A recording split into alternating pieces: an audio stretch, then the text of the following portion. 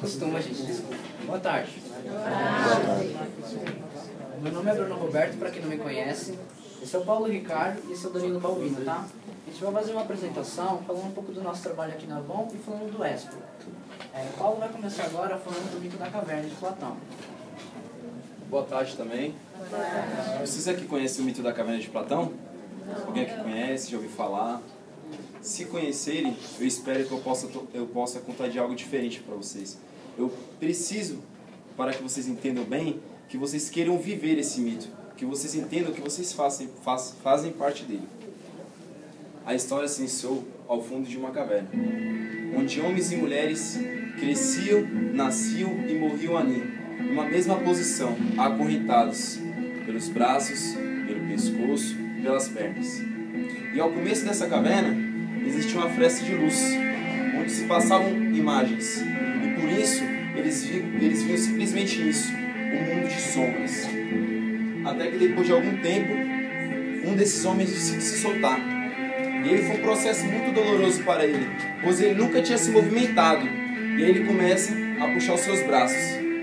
Puxou o primeiro braço, conseguiu soltar e soltou o segundo braço. E aí ele se sentiu um pouco livre. Algo que ele nunca tinha sentido era essa liberdade. E aí ele sentiu sede de ser livre. E ele continuou esse processo. Ele soltou seu pescoço, soltou suas pernas e aquilo doía muito, pois ele nunca tinha se movimentado. Até que quando ele terminou de se soltar, que ele ficou livre, ele decidiu se virar para o começo da caverna. E aí ele caiu, pois ele nunca tinha andado. E aí ele foi ao encontro do começo da caverna. Ele foi engateando, foi se arrastando. E isso foi muito difícil, foi um processo muito demorado. Até que depois de algum tempo, ele conseguiu chegar lá na porta. E aí ele viu a luz, algo que ele nunca tinha visto. E aí ele ficou cego. E aí depois de algum tempo, ele começou a enxergar um pouquinho aqui, um pouquinho ali. Até que depois dessa cura física da visão dele, ele conseguiu ver o mundo lá fora. E aí ele se depara com um grande muro à sua frente. E ele traça mais uma meta para a sua vida: atravessar esse muro. Ele tenta a primeira vez, ele cai. Ele tenta a segunda vez, ele cai. Até que depois de um certo tempo, ele consegue começar a subir. Ele subiu 1 metro, subiu 2 metros, 3 metros, até que ele chegou lá em cima. E aí ele se impressionou, pois para ele o mundo da caverna já não era tão interessante. Ele viu pessoas lá fora, uma sociedade assim como nós, que trabalhamos, que estudamos, que temos um dia a dia difícil muitas vezes. E ele começou a perceber o porquê daquela prisão. Ele percebeu o porquê daquelas sombras, que eram pessoas que passavam ali e refletiam lá no fundo da caverna.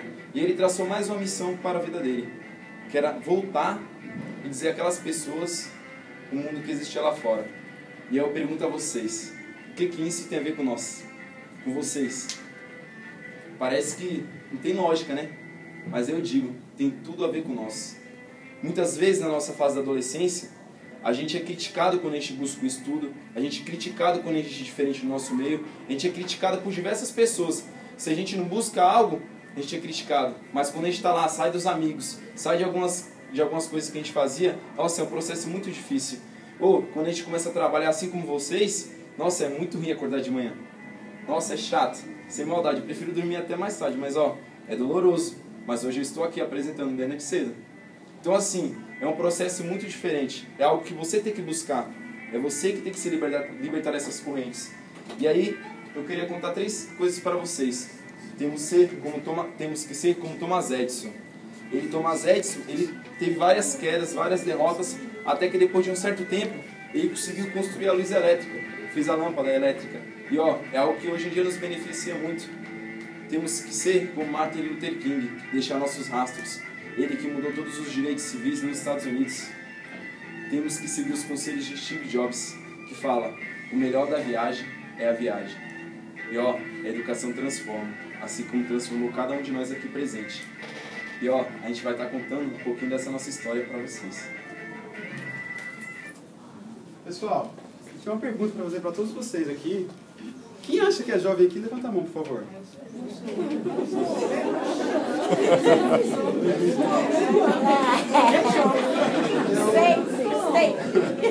Eu tenho uma notícia para dar para vocês. De acordo com a Constituição, pessoas que têm entre 15 e 29 anos são jovens.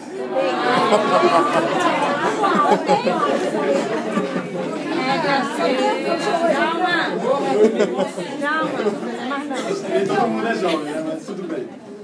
A Constituição foi aprovada em 88.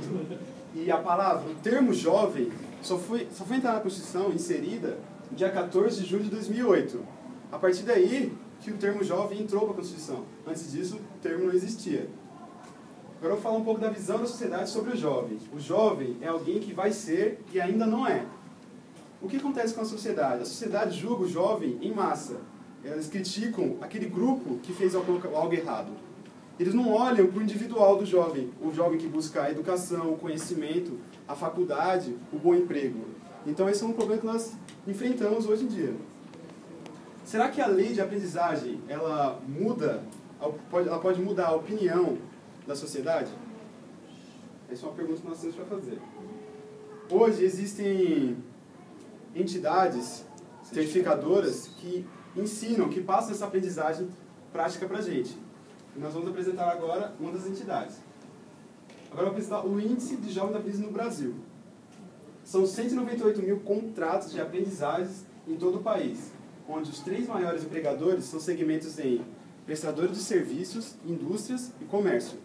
São um total de 15 segmentos, onde o ESPRO, a instituição que forneceu esse conhecimento para a gente, está dentro.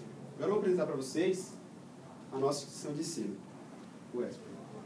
Deixa eu passar a slide. Só clicar em cima. Por favor.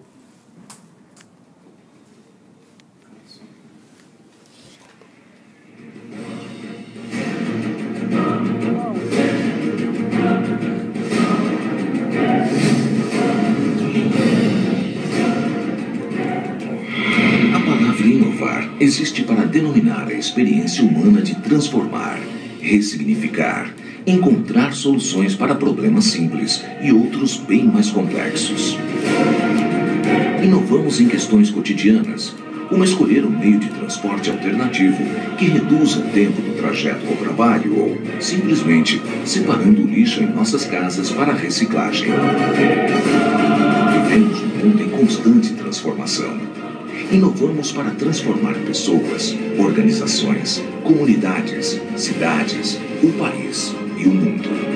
Porque inovação é feita de transformação. O ESPRO convida você a um encontro com o novo.